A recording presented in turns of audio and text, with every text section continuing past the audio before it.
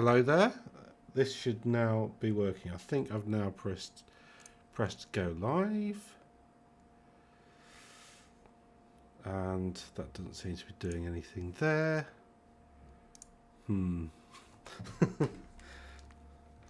Sorry, if you are actually watching this. Oh, no, somebody is actually on there. Can you actually see me? Am I actually live? I don't know. This software, it's lied to me before in telling me I am, but I'm not. Right, so there is another meta video where I've already gone through the stats. We've got some interesting, we're up to 6 months now. We've had 2 quarters of nearly 2 quarters. It started at the competitive meta started at the beginning of February. So we're nearly up to, but I'm just taking calendar quarters just to keep it easier rather than, creating a whole new calendar based on the vagaries of the old GW. I'm just again trying to check on my phone just to make sure that I am actually live, unless somebody in the chat can tell me I am, which nobody has. But your videos, am I actually live? I don't know. Right.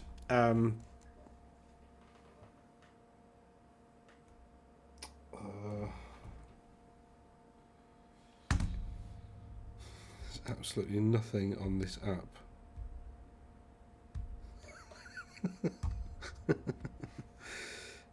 Great. Right. I don't know whether I am or not. It says I'm live. I'm going to go.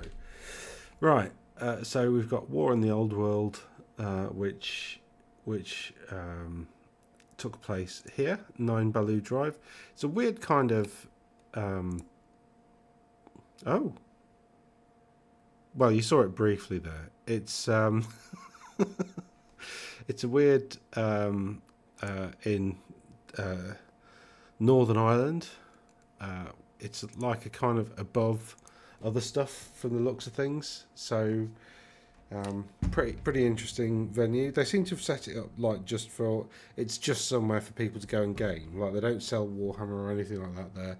It just seems to be a gaming event, which is pretty cool actually. I quite like the look of that. So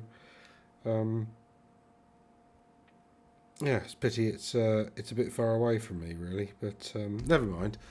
So we have War in the Old World, which took place in, I think it was Dublin, wasn't it? I can't remember. Anyway, chap called David Wade managed to win it with his High Elf list, so let's have a look at that. Wood Elves coming in second, and Bretonnia coming in third. Then a couple of Tomb King players, and a Skaven, unsurprisingly, down the bottom, which is, cool. So let's have a look at these lists. So David has his Prince on Dragon with the Ogre Blade, so he's gone for a bit of output here rather than it being completely protected. He's gone for the Seed of Rebirth, which is a 5-up regen. Normally that's twinned with the Talisman of Protection and something else to give it a 2-up, 5-up, 5-up. 2-up, 5-up, 5-up save is pretty easy to get for a High Elf Prince on Dragon, and actually he's still quite cheap even with all that. There's then an Archmage on foot, which is interesting.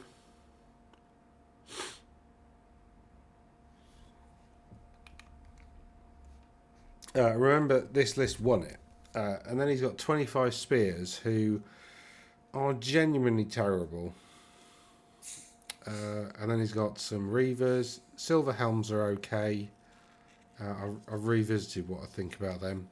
Phoenix Guard are great. And some Shadow Warriors and a Lion Chariot. So I wouldn't say that's an optimised list at all. So he's done pretty well with that, actually. I mean, yes, he's got a Prince on Dragon, but the rest of it I'm not really sure where the damage comes from, to be honest. No, I'm not sure. Not sure where the damage comes from. Then we've got AJ Rogers. Congrats for, I think, coming in. Was it second for you? Was AJ second? Yeah, AJ was second. He's got a Glade Captain on the Stag with the Helm of the Hunt and a Befuddlement of Mischiefs, which is all right. We've got this Spellweaver that's level 4 and a Warhawk, which is an interesting choice because there's not a lot I think that he can actually hide behind, because that's a monstrous cavalry.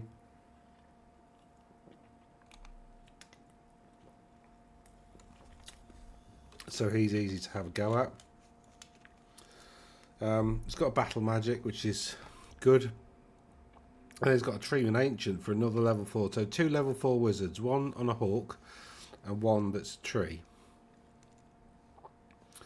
That's not a bad mix for heroes, actually. That's quite sensible. Then we've got some scouts, dryads, glade guard, hagbane, everything. Yeah. And then no, I don't understand that, because then there's no sisters to do. Typically, you have lots of arrows with hagbane to give you poisonous attacks, and then some sisters of twilight or whatever they're called to give you quite a few plague of rusts that you can sort of spam on the opponent. But yeah, it's that's not there, so I'm a bit intrigued as to whether plague of rusts. Oh, cool. Sorry, I just needed to check that I am actually live. I have found out that I actually am. Right. Now I can stop being distracted and get on with it. Yeah, so typically you see some sisters to dish out some. So I'm not sure how this list works, to be honest. Wild Riders are tough and hard. Not tough, sorry. Hard, not tough at all. Not got glass cannons. So are these. I mean, there's a Treeman that are pretty good. You know, plenty of high toughness wounds. That one's got more attack, so it's a bit more sort of combat-y than the Ancient. Because the Ancient's more sort of magic-y. So, yeah, I don't know how that works, really, to be honest. There's a lot of very mobile. They're saying that. They're not that mobile. They're only sort of 5-inch infantry move. Yeah, I'm not sure what this is supposed to do, really, or how this is supposed to work. It's an interesting list.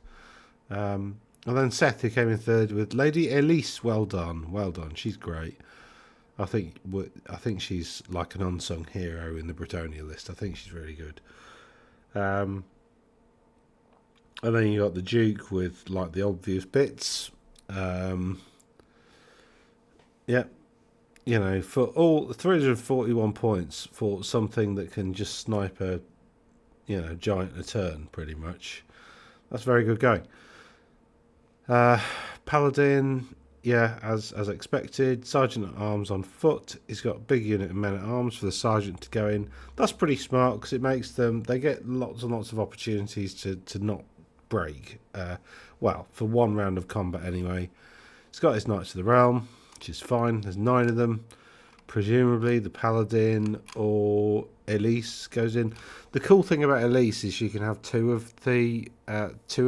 signature spells, and actually there are 2 that you want in the Bretonian signature spells. One of them's a 6-up/5-up regen.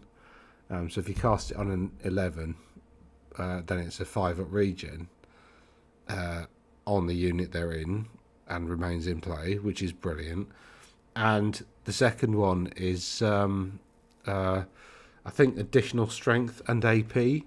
So if you put her in, like, you know, these, you suddenly get up to, you know, yeah, they still got 1 attack each, but it's hitting at strength 6, AP 3, armor bane 1, and they've got a 5-up regen combined with at least a 6-up ward.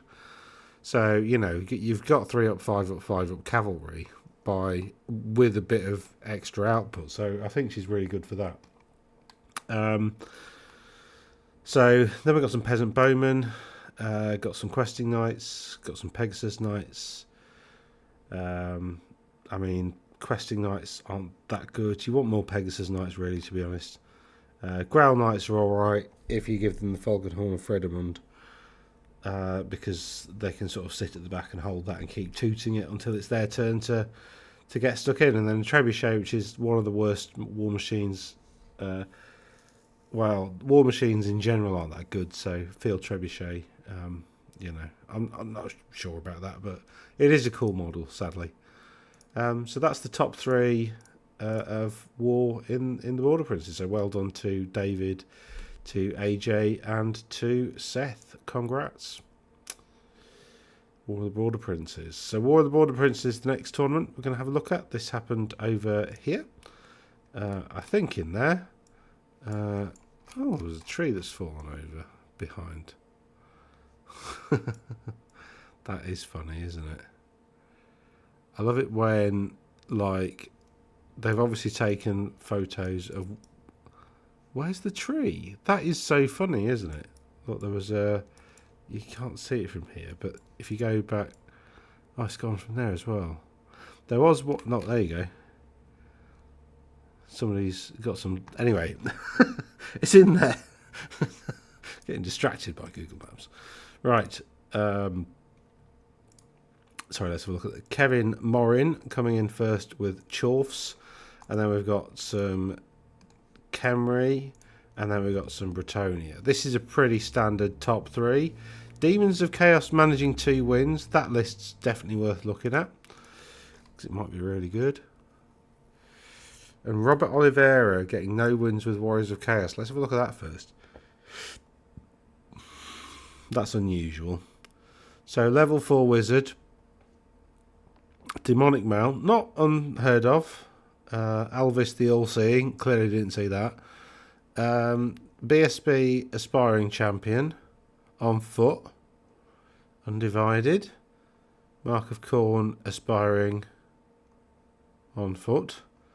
Exalted Sorcerer, level 2 wizard. And that's all the characters. Okay. Battle Magic. Demonology. Demonic Mount. Right, okay. And then we've got Warriors. Terrible. Not very good. Warriors. Not very good. Knights. Better. But Mark of Tzeentch. Pointless. He's gone for 5 because that's unit strength 10, isn't it? So then when he puts the... No, because the Exalted Sorcerer was on foot. So it's got to go with some these. So he's just given them the Mark of Tzeentch for... Why? Flaming Magic? I don't get it. 10 Chosen Warriors. Blood Letters count as chosen. So he's got 10 Blood Letters that he's counting as Chosen Warriors. Nurglings. Count as Chaos Spawn with Mark of Nurgle. So he's got 3 Nurgling bases that he's calling Spawn.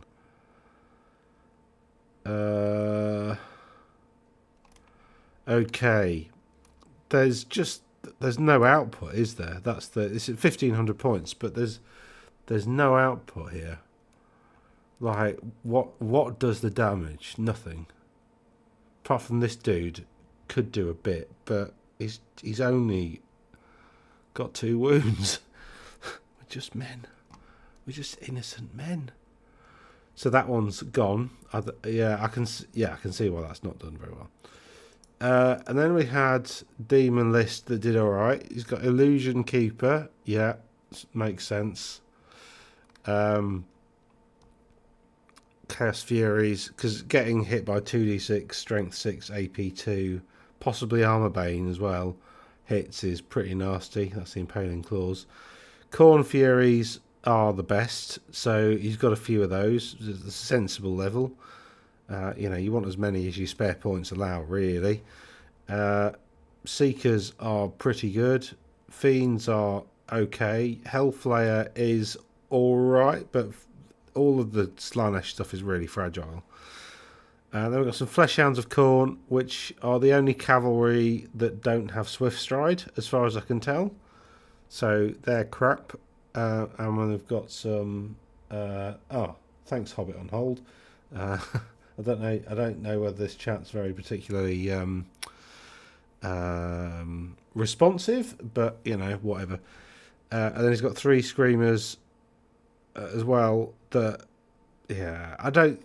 It's 1,500 points, so I don't know. I'm not sure that there's nothing in there that screams out as, you know, apart from the keeper, like I said, because the keeper's pretty cool.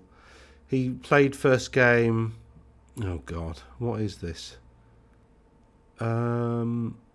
High elves who took spears, sea guard, dragon princes, bolt thrower, silver helms. Yeah, there's not.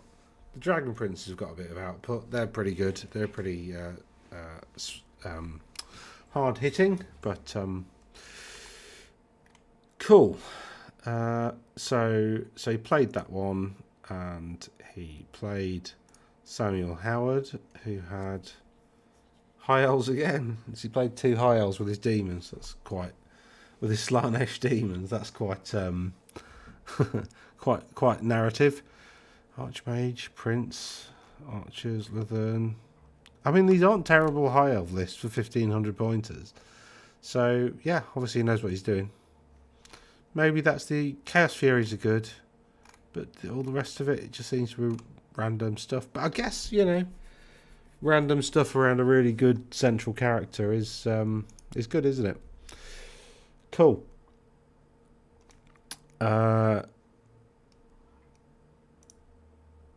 Britannia, Teen Kings, Dwarfs. Okay, so Ryan, congrats, came in 3rd. He's gone for Exiles. He's gone for a level 3 wizard with Demonology. He's gone for the Green Knight, and that's it. Those are his characters. Wow, that's hardly anything. He's gone for Mounted Knights, Peasant Bowmen, Mounted Yeomen, Yeomen. Okay, Mounted Yeomen are really good light cavalry, to be fair. Then he's gone for some Squires for a bit of a nuisance factor. Then he's gone for a Bombard and 6 Questing Knights. And that's a lot to cram into 1,500 points. So, yeah, good list. Quite like that. I can see the Knights of the Realm, the Questing Knights, the Yeoman baiting stuff into charge range for Knights of the Realm and so on and so forth, and Squires doing more or less the same, and then the Green Knight every now and again popping up in a forest and charging something just to annoy everybody. And this Outcast Wizard with Demonology, I'm not sure what unit he's going to go in. Presumably the Questing Knights, though, to be honest. It's got to be, really, hasn't it? But they're all in 6s, aren't they? So I don't know, to be honest. I don't know where he'd fit, but whatever. It's a good list for 1,500 points. Then we have a Mortuary Cult, High Priest, Mortuary Priest, some Horse Archers, Skirmishers. Skirmishers are pretty good, actually. I've misread them when I had to look through the book the first time around. Some Warriors, some more Skirmishers, some Tomb Swarms, which are not bad for Swarms, actually. He's got a Necrosphinx. Has he got more? No. In these rare, he's got 2 Screaming Skulls and a Casket and a Scorpion and just a spare Chariot, because he had obviously 43 points just lying around. So that's exercise in cramming as much as possible into a list, and he's done pretty well there, obviously, coming second. Then Kevin Morin managed to win with Chaos Dwarves. He's got a Sorcerer Prophet, level 4 on foot with the Ruby Ring of Ruin and Demonology. So what's he going to go in? Infernal Guard. Okay. Another unit of Infernal Guard. No blunderbusses. Ooh. Controversial. He's gone for 5 Black Orcs. He's gone for a Black Orc War Boss and 5 Black Orcs. Okay. No, hold on. This is where his dragon is. It's a Black Orc War Boss on a Wyvern. Right. And he's gone for 2 Hobgoblin Khans, so he can take 2 units of Hobgoblin. No. 2 Khans and 1 Wolf Rider? Okay, fine. And then an Iron Demon, because they're amazing. Yeah. Really, really interesting list. So he's got like a nice little core of stuff that's just going to sit on the table and gradually work its way forwards. And I include the Iron Demon in that. And then he's got the Hobgoblin Wolf Riders and 2 Hobgoblin Khans to kind of faff about and get in the way to allow his Black Orc War Boss to charge in where he wants. The Sorcerer Prophet, though, I don't know what he's doing.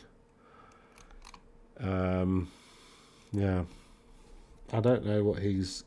I mean, obviously, he's going to sit with this block of infantry, maybe, and just buff it up. Probably. I don't know. So, but anyway, well done, everybody. That's it's a nice bit of play there. Kevin Morin, Cleary Mooney, and Ryan Sullivan. Rise of the Never Chosen is next, which was in Phoenix, somewhere here.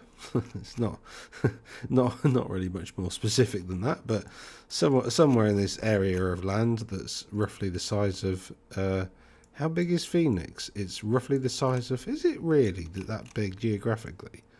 I guess it is, but American cities are a bit more spread out than ours, aren't they? So, than British ones, aren't they? So yeah, that's somewhere in there. Arizona. Tristan Hatch managed to win the tournament with, but he's not telling us what his list is. So well done, Tristan. But publish your list. Come on. Thomas Weller gets a Tomb King result as well. Anybody interesting down the bottom? Beastman. Oh, it's not submitted it. That's not interesting. That's not interesting either. Just one win. Yeah, cool. So, well done, Tristan. But let's have a look at Matthew and Isaac's stuff. Hold on. Isaac got second. Okay, so Matthew Arabollo came in third with this list, which is Chorfs again. Level 4 Sorcerer Prophet on a Lammasu with the Mace Tail, the armour of Meteoric Iron. Mantle of Stone is +1 toughness, so that makes him toughness 7. The Earthing Rod means he can do something with miscasts, I think. The Talisman of Protection is a 5 at Ward. The Armour of Meteoric Iron is... not sure. It's either the 3 up that you can't improve or the 5 up that you can't change, and I can't remember which way around it is, but it's one of those. So he's quite heavily armed, and his defense really is his toughness 7, but he's got other defenses as well. Then we've got a Seneschal with a Fireglaive, not a Hailshot blunderbuss, and then he's got a Battle Standard Bearer with the Lammasu's Beard, which I can't remember what that does, and a +1 toughness thing. And these Mantle of Stone, they're incredibly common. So you could even take 3 on the Lammasu and get it up to toughness 9. Then we've got a Hobgoblin Khan. You've got to take one of these in order to get some Hobgoblin Wolf Riders. So that's the second time we've seen that. Just a unit of Wolf Riders and 2 Khans. This one's got the Ruby Ring of Ruin, which is... So 1 to stay with the unit and 1 to do that. But I guess for like that many points, they're actually really cheap. And then we've got some Infernal Guard with Fireglaves. So not blunderbusses. Maybe I'm wrong about blunderbusses, but Infernal Guard seems to be good.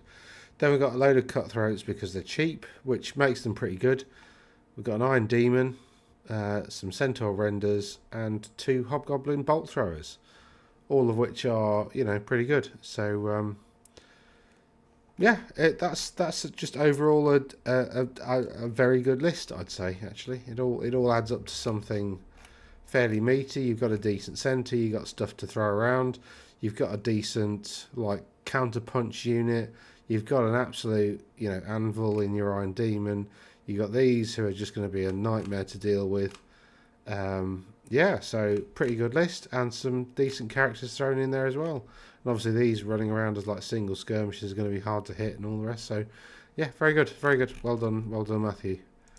Well deserved 3rd place. Isaac, Archie, I don't know.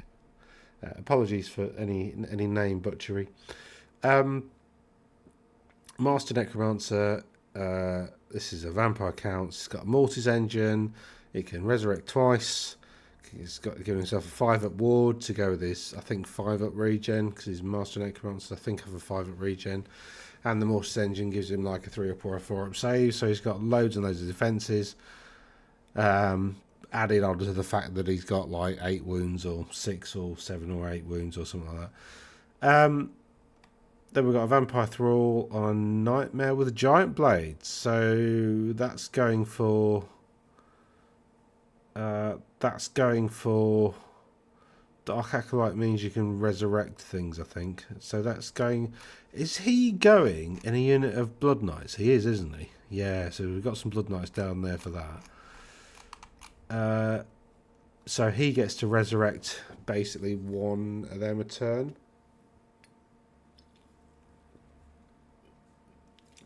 As long as he passes a leadership check. Then we've got a White Lord with a BSB, presumably because he wants some Graveguard in core. Yeah, there we go. Got a Graveguard in core with great weapons. I mean, Graveguard are pretty good, but like you need to take a White Lord to make them core. You wouldn't take them as a special because there's so much other stuff that's competing for your special choices, you know. Then we've got some Spirit Hosts, some Fellbats, but all of which are good, chaffy sort of rubbish. Then he's got the Terrorgeist, I think, which is the only thing that's got... Oh, hold on, no, he's got a Mortis engine. So he's got 2... Oh, he's got a Banshee as well. So 3 Screaming units, which isn't excessive. And then some Crypt Ghouls. And Crypt Ghouls I rate very, very highly. I think they're really good. So that's a nice little unit of skirmishers to be a bit of a pain in the arse. He's got some counter-punchy knights. He's got some big blocks of damage, well, damage soakers and damage dealers, and then some chaffy bits to get in the way, pardon me, to let the Terrorgeist keep working. Especially those the Spirit Hosts, because if you imagine, I mean, basically what they can do is just like sit there in combat with something that can't hurt them for what? How many wounds they got per base? Is it 3? I think so. That's 9 in total. So like 2 rounds of combat, they can get destroyed by 2 rounds of combat res if they don't kill anything. So maybe 3, but that's their job basically. So yeah, that's well done. Well done to Isaac for coming in second with vampire counts. Couldn't quite do better than Tristan, who just got better results, I think, than everybody on every round. So I think Thomas Waller got better results on round 1. So that's interesting. I wonder if he'd have got worse than round 1, whether he'd finished better overall. Where he beat Greg Goss by quite a lot, and Greg had a 2K Sigilites list of Bastard Barrow, Ruby Ring of Ruin, Mark of Siege on foot. Full plate, Steed, Barding, General, Ogre Blade, Favour of the Gods, Mark of Siege. Why the Mark of Siege? You see this in Warriors of Chaos armies. Like, they seem to not do very well results-wise, and they're taking Mark of Siege everywhere. And yeah, I mean, Magic Res 2 is nice, but like that means that that only really works against magic missiles and hexes. Like, it's not that bad. Sorry, it's not that good. So I don't know what's going on with these Tzeentch lists. They seem to be popping up a bit more. Anyway, what did Tom take? CTJ. Okay. I can't, I'm afraid. There is no TJ. But anyway, well done, Tristan. And so the last and final tournament that we're going to have a look at before we'll just quickly go over the spreadsheet just in case you haven't seen the other vid, and so we'll quickly go over that and just talk about some headline stats. Anyway, back to the Badlands Barnsley 2K tournament, which I think happened here at Barnsley Modelling Games, but I'm not sure It's down this little tiny alleyway called the Arcade, which opens up here into a Cineworld. But you have to get lost down there. And I'm presuming those scaffolds are gone for now, but it's definitely not on the outside of this thing, so interesting. Oh, didn't somebody say it's on a little... Somebody said it's on a little alleyway around here. Interesting. Anyway, let's have a look at some lists. So, Matthew Baker, I shouldn't have slapped my lips so loudly, that was a mistake. Sam Shaw and Ben Cronin coming in with a win. Anything interesting? Did I see Skaven up there? Wow, Skaven with a win and a draw. Let's have a look at that. And Vampire counts at the bottom. Yeah, let's have a look at that quick. Right. Vampire counts at the bottom. So we got Vampire... Oh, God. Why is it written like this? Master Necromancer. Level 4. Other stuff. Double res. That's it. Oh, no. Vampire count here. Level 2. Zombie Drag. Frostblade, which isn't very good. Beguile. Master of the Black Arts. So Beguile is like, you got to take a leadership test, and if you fail, you can only hit it on a 6, which is alright. Dark Acolyte. That's an extra level of wizardry. Dark Acolyte is being able to do some rezzing. Only at level 1 though. So then we've got Zombies. Skeleton Warriors, Direwolves, Black Knights, Vargheists, Blood Knights. I mean... It's not a terrible list. It's just it's got no screaming units, so you know it needs tweaking really. But yeah, it's not terrible. Commiserations must have got some really bad luck. Why are we looking at Aaron Dorson? Oh, because he managed to win a game with Skaven.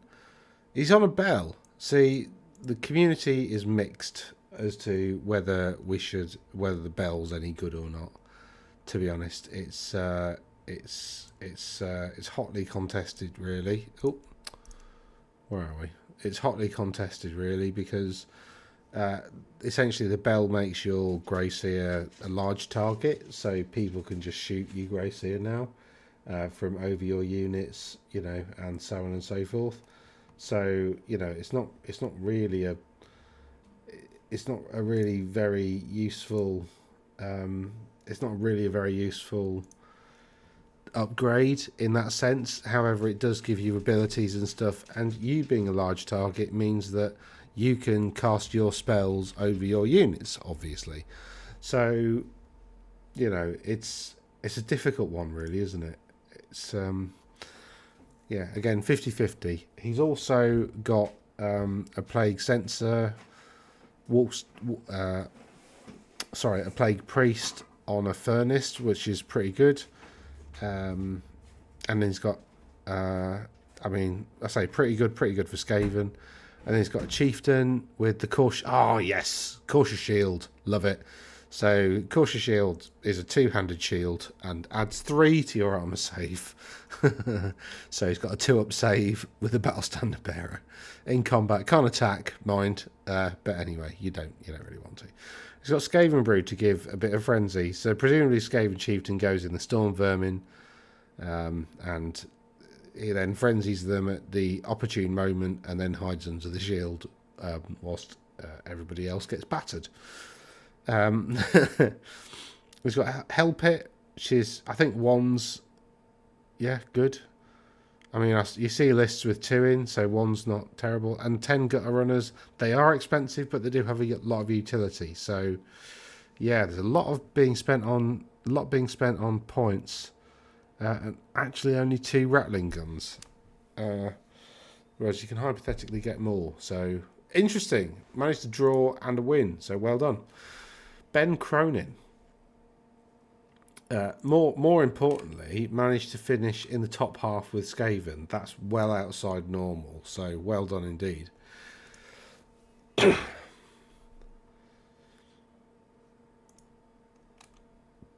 Ben Cronin won. So Matt Baker Matt Bierker has got a 2k mortuary cult with a high priest, mortuary priest, nice.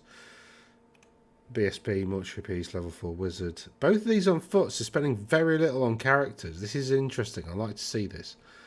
Some Ushabti with great bows.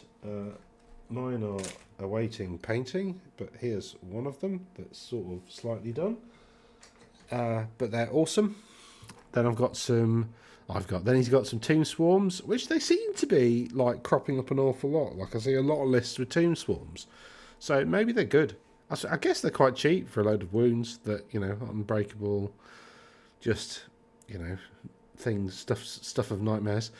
Then a couple of skeleton horse archer units, Necrosphinx, Scorpion. Yeah, again, these are on my painting table. There they are. Scorpion, ooh, Shabti. And Necrosphinx, Casket, Screaming Skull. Just one Screaming Skull, one Casket, and that means he's got 2 Necrosphinxes in total. So, yeah, that's a pretty nasty list, to be honest. But it's interesting that he's gone for like more support stuff, more monstery sort of stuff that are just normal units, and just 2 pretty basic characters. Level 4 Wizard General with the Cloak of Dunes, because it's really good. It allows you to fly, like, you get fly 9, I think, or fly 10. And whenever you pass over a unit, you do, like, D3, Strength 3, AP 1 hits or something like that. They're not great, but, you know, they're all right. Cool. So that's that. How do I go to? How do I go to? Aha, there we go, like that.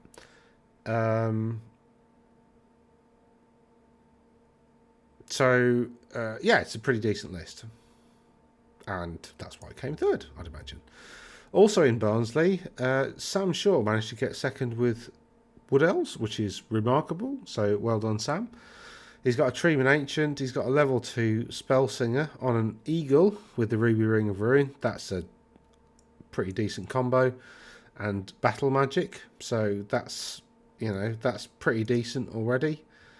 We've got a Branch Wraith with Illusion and a Befuddlement of Mischiefs.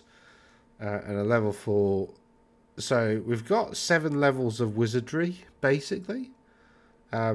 Branch Wraiths don't have light armor. They've actually just got toughened skin, which, you know, gives them a 6-up save, but it's not light armor technically. It's magical. He's got some Clay Guard, which, you know, you've got to have 5. He's got 2 units of 5. Then he's got Dryads. I really rate Dryads. I think they're good. I think they're overlooked. Lots and lots of attacks, you know, with decent rend, with decent AP, sorry.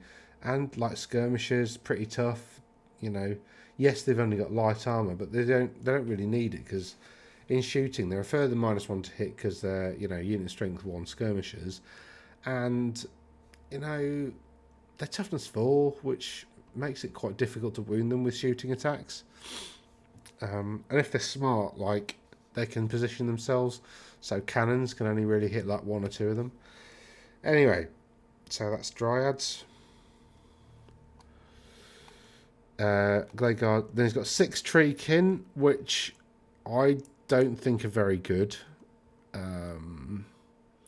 They're interesting, but I don't think they're. I don't know. It's difficult to write a list with them in. Granted, Sam has, and he's obviously got some value out of them. So I'd be really interested to know how he configured them. And he's got 2 Treemen.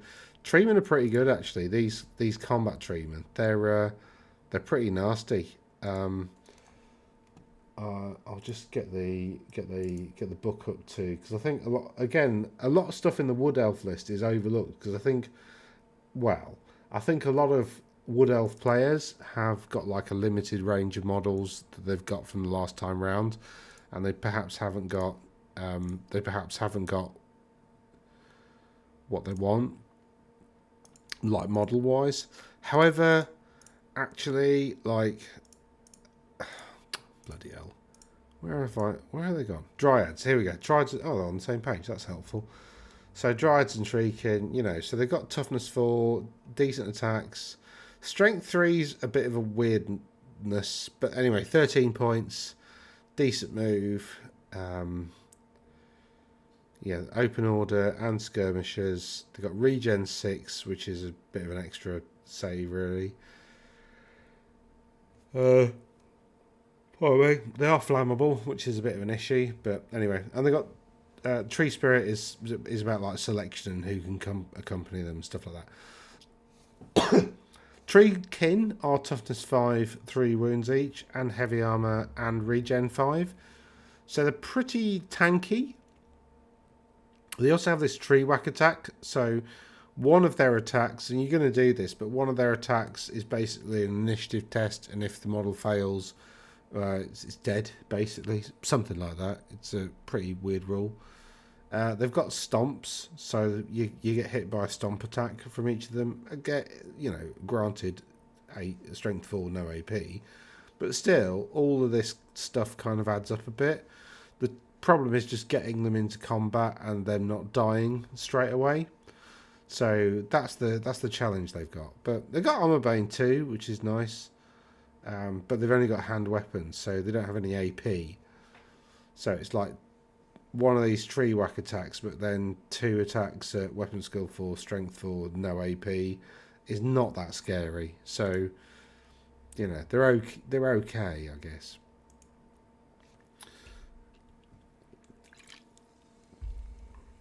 And then final congratulations to Ben Cronin with his High Elf list for winning in Barnsley. Back to the Badlands in Barnsley. Belhathur, Prince Belhathur, with his not with his dragon. He's on a phoenix. That's a bit weird. Not sure about that. Certainly unconventional. Phoenix is a, you know, oh, this is an ice chicken, isn't it? I mean, they're okay, but not great. Dragons are much better, but again, it's probably something to do with the models he's got. Then he's got a wizard on the dragon with illusion, and the dragons. Oh, so 2d6 hits. So he's trying to get that to charge into a monster, cast spectral doppelganger, do 2d6 hits, where he's just hoping for a single 6 to wound, and then the monster's dead. That's a pretty effective monster slayer right there. Which is possibly why he's only got that on a phoenix, actually, because its job is maybe something different. Maybe this thing's job is hunting down infantry units. Or monstrous infantry, certainly, because he's going for the Ogre Blade, which is multiple wound D3, isn't it? So I think he's gone for, like, this is hunting monstrous infantry, and this one's hunting dragons. He's got some Laverne Sea Guard, 2 units of those, which is perfectly sensible, because they're brilliant. For core, anyway. He's got some Dragon Princes, which are for hunting cavalry. And then he's got some Sisters of Avalon, a couple of Great Eagles, which are war machine hunters. And then some Sisters of Avalon, which are pretty good at shooting other bowmen. So actually, this is a really cleverly put together list, because he's got, this kills infantry, this kills monstrous, so these are the targets. Monstrous infantry, monsters, just whatever. So solid core, cavalry, infantry, war machines. So everything's got a job, everything's got a purpose, and that's probably why he won, because it's really well thought out. What does the Frostheart Phoenix actually look like? Of course, I know. No, I don't. I can't remember. Frostheart Phoenix, tough. So, okay. So it makes him toughness 6 and puts him up to 6 wounds. Right. It's got full plate armor, fly 9, large target, 2 stomp. He's got swift stride, blizzard aura, enemy model strike last. And it's got strength 6 AP2 attacks. I mean, it's no slouch, is it? And the toughness 6 is really nice. Maybe I have overlooked it. Especially if you've got strike first. So, for instance, the prince on here with strike first, if he's going into combat with something else that strikes first, the Phoenix gives that unit strike last, so then they strike at normal initiative, but he still strikes first. So they're at normal initiative, worst case scenario, and he's still striking first, unless they've got something else that turns that off. But still, yeah, I quite like that actually. But he has nearly spent all of his points on characters. But I guess everything's got a job, and you know, that's why it's done quite so well, I guess, because you know everything's done its job. Yeah,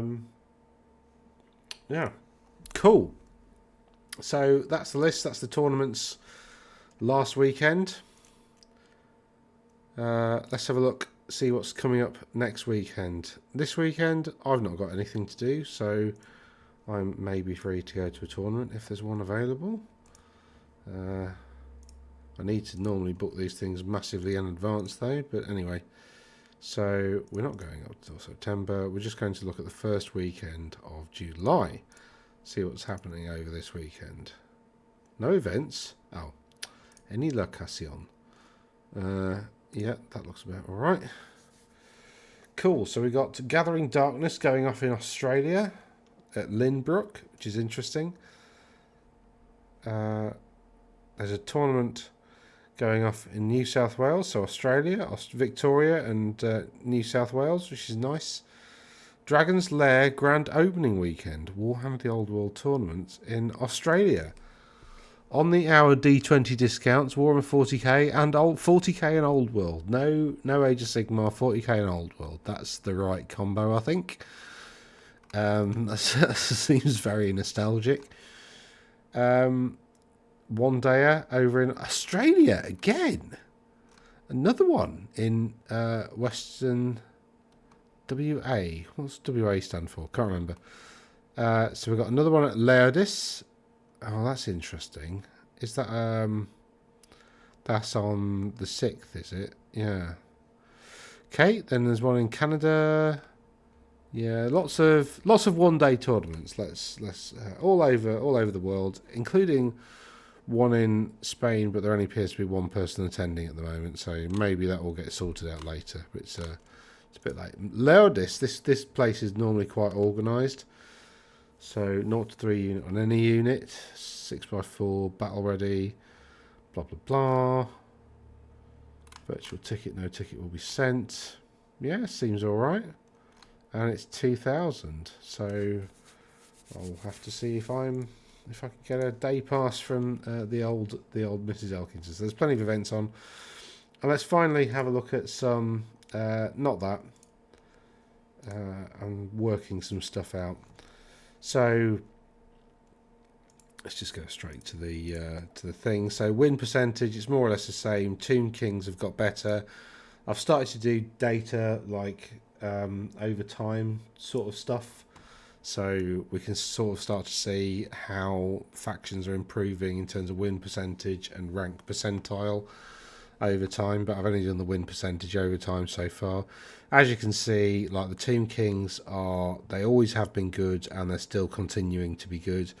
Chaos Dwarves have always been in the mix, really. 45% being like where you need to be. So yeah, we know who the top factions are, really.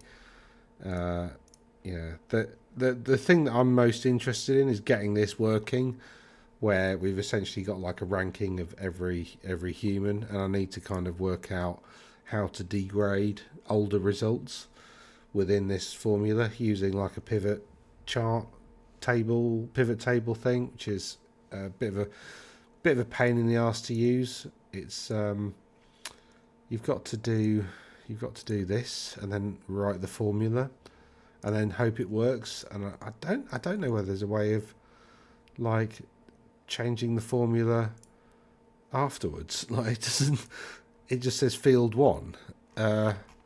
Oh, field 1 is here. Oh, and that's gone now. Well, there's got to be a way to edit what field 1 is, but, you know, damned if I know. Something else to work out. Anyway, so that's the current state of the meta. This is me going through like all my list videos and just seeing if I can use like what tier stuff got as a bit of a predictor to see, you know, who I think are the best factions according to like a composite of my tier videos, and this is what I'm saying so far. So I don't think I'm that far off really in terms of overall order, but there's other math hammer sort of stuff that we're going to be talking about on over the coming well, months and years probably. Dwarfs should be out soon. There's been a bit of speculation about the old Dwarfs.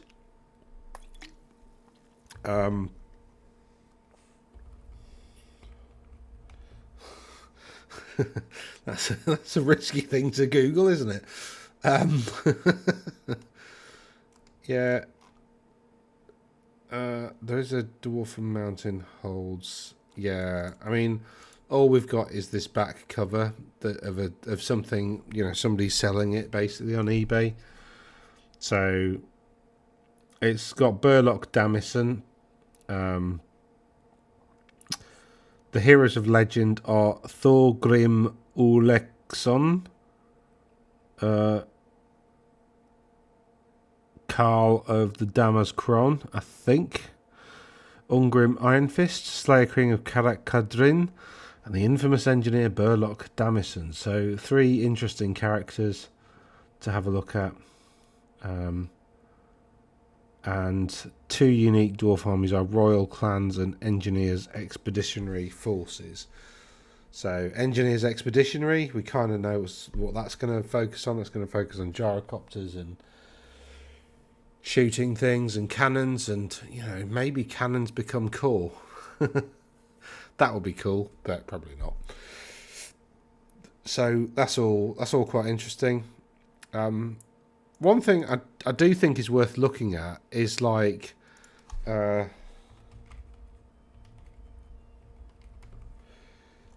is like 8th edition rules to see whether, you know, what we've got, because we've got Ungrim Iron Fist. Okay. So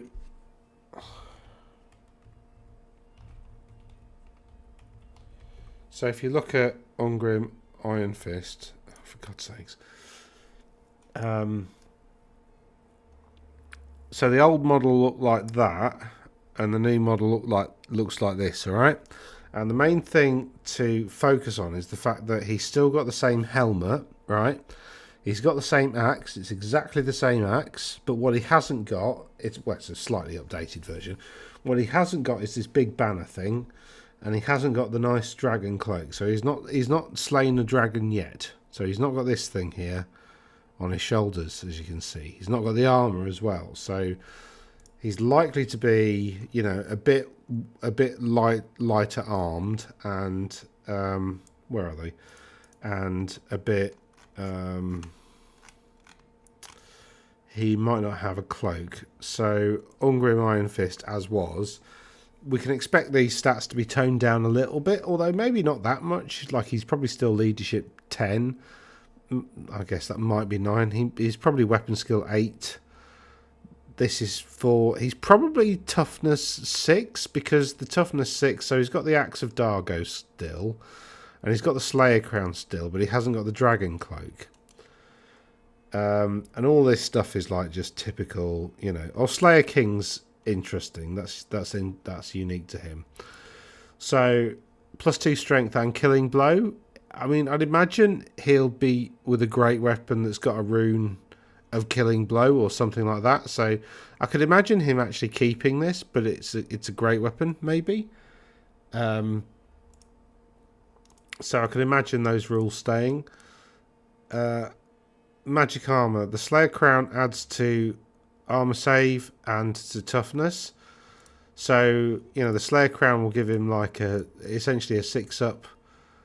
They might actually give him a 6-up ward to make sure he's got no armor and +1 toughness. So, you know, essentially he's toughness 6. Or maybe it makes your opponent -1 strength or something like that. You know. But what he doesn't have is this Dragon Cloak, which is a 4-up ward save and a 2-up ward against flaming. So he's not gonna. He's unlikely to have this amazing ward save. So he's going to be yeah, that's probably what he's going to be. And if he's a general, single Slayer can carry runic standards. Slayers can carry runic standards anyway. So his if he's general, maybe he can pass his inspiring presence to Slayers. But it seems like you can't just have a solid Slayer army. Maybe, unless they do something with him that makes Slayers, you know, cool. So the army that I really wanted, a total Slayer army, is probably not going to happen, which is a bit annoying. There's no Burlock Damison is a new character, because in the last Dwarf. Basically, in the 8th edition, the engineer dwarf character was Burlock Damison's son. It's something Burlockson. Basically, where's special characters? Grim Burlockson is basically Burlock Damison's son, as far as I can recall. And did they say Thor Grim? Thor Grim Ulexson. So he's not Thor Grim Grudgebearer yet. So Thor Grim Grudgebearer was, you know, the guy on the throne of power with his throne bearers and all that kind of stuff. So I don't know what Thor Grim is going to have, really. I don't know whereabouts we are in his history. It's 2277, I think, isn't it?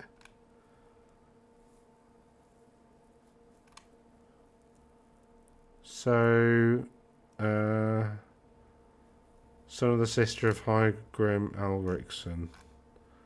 Deeds of a High King. So he's not actually... Is Warhammer the Old World?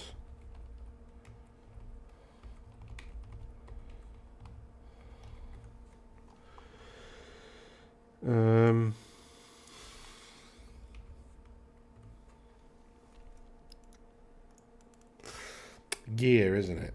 Year. 2276, yeah. So it was 2276. So it's before the Council of Kings. You know, only like 30 odd years ago. But so his return, he's not been to just after the end of the Great War. So the Great War against Chaos hasn't happened yet. Basically, in this is where this is what we're building up to. So the first big Chaos invasion is about to happen, of Kislev, basically.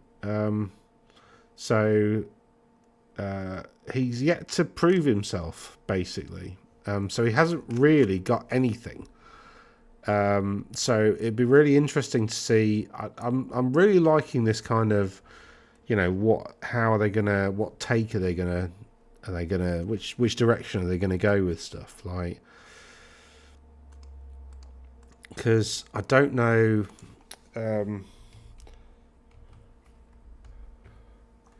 I mean, I'll try and see if I can find it.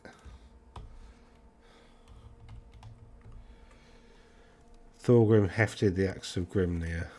When was this? Storm of Chaos. Alright, okay. That was Axe of Grimnir. Before he gifted into the north. Blah, blah, blah. So each High King of the Dwarves. Okay, so the Axe of Grimnir he won't have because that's the High King thing. The Armour of Skaldor. Does it say when and how he got it? Skaldor. No, that's the only option. And it says 1C, Warhammer Armies Dwarfs, page Oh, okay. And the Great Book of Grudges. Well, he's not the Grudge Bearer yet, so he won't have that either, will he? So he's not going to have the Axe of Grimnir, which is always strikes first, always wounds on a 2. Multiple wounds, D6, if giants or chaos giants. Like, that's amazing. That was amazing. 2 up armor save, killing blow. He's immune to all of that. Oh, against that, he's got a 2 up ward, so it's still possible. Dragon Crown of Karaz. He's not gone to Karaz yet, has he? So he probably hasn't got that. He hasn't got that because he's not the Grudge Bearer. So we don't do the Ancestral Grudge thing, so he's not going to have that. What? He's not going to have High King. I don't know what he's going to actually have, actually. Because he's not got any of these special rules. So what rules can they possibly write for him? Unless they're going to keep, like, the High King rule. I mean, that would be cool. Sort of.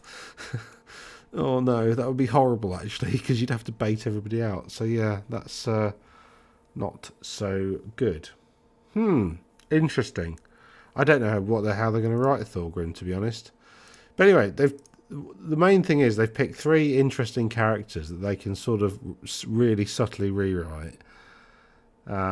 So, yeah, and actually 2276 is a really interesting time because it's before, like, the first Chaos Invasion and before, like, armed forces across, well, the Empire and Bretonnia and the Dwarfs and all the rest really started to mobilise and invent loads of new tech and all that kind of stuff. So it's a really interesting year within the whole Warhammer thing. So how they're going to do that, I don't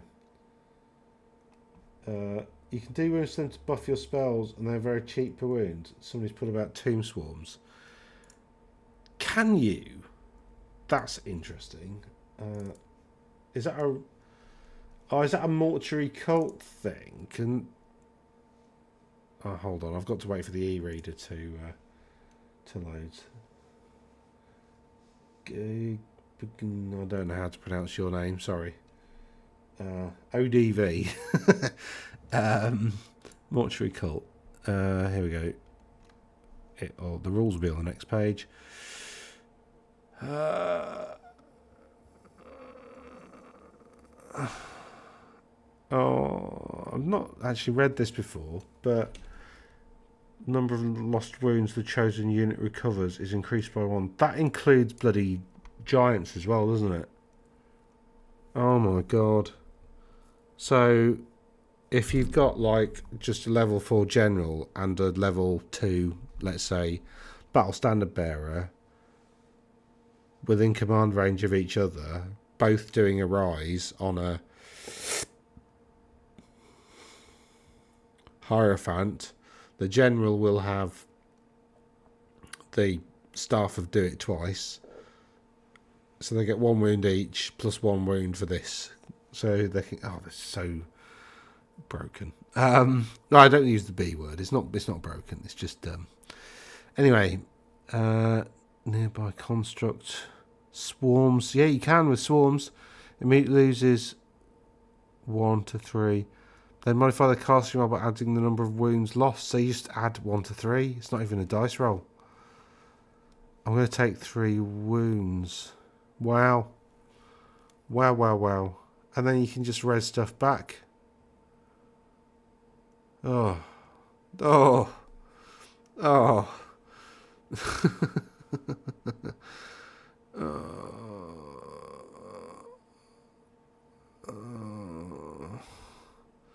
Just oh no. Nominated enemy unit must take a. Is that really useful against artillery? Because doesn't artillery automatically fail initiative tests? So if you did that with a Tomb Scorpion and that popped up near a trebuchet, for instance, wouldn't the trebuchet just fail and be removed? I mean, unless they've FAQ'd that. which they may well have done. Let's have a quick look at the errata, see if they've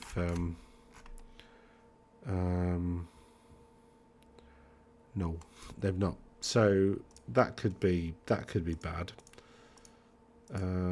For each test that is failed, a single model belonging to the nominated enemy unit is removed from players as a casualty. So I guess you could fail the test with the war machine, but take away a crew. Rules as written. Oh, this is horrible. Yeah. Whatever. Yeah, so Mortuary Cult, that's a very good spot. Thank you very much. Gignard, whatever you're, how, I don't know. Gerald. Thanks, Gerald. Apologies, I don't know where that came from. Yeah, so these are pretty good, aren't they? I really don't know whether... Why is it not going away? Oh, I hate e-readers, like, with a passion. Close. Why won't it go away? Like...